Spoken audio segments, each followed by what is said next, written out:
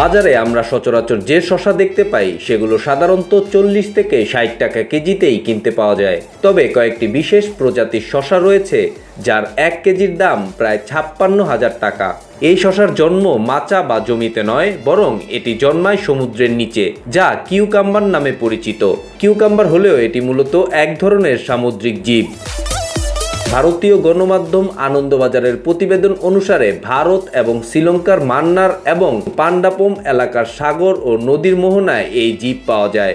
আন্তর্জাতিক বাজারে এই সামুদ্রিক শসার চাহিদা অনেক। চাহিদা বেশি থাকায় এই সামুদ্রিক জীবের বিপুল চোরা চালানো হয়। এছাড়াও সমুদ্রের বাস্তুতন্ত্র রক্ষায় এই প্রাণীগুলোর গুরুত্বপূর্ণ অবদান রয়েছে।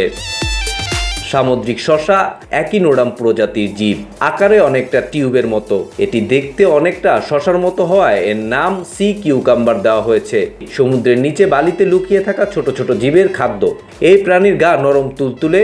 এর বিষ্ঠায় যে নাইট্রোজেন, অ্যামোনিয়া এবং ক্যালসিয়াম রয়েছে তা প্রবাল প্রাচীরের জন্য খুবই উপযোগী। মূলত ক্যান্সারের চিকিৎসা, যৌনশক্তিবর্ধক ঔষধ, তেল, ক্রিম এবং প্রসাধনী সামগ্রী বানাতে এই সামুদ্রিক জীবকে ব্যবহার করা হয়। ঔষধ ছাড়াও চীন সহ দক্ষিণ পূর্ব এশিয়ার বেশ কয়েকটি দেশে সামুদ্রিক শসা দামি রেসিপির উপাদান হিসেবে বেশ পরিচিত।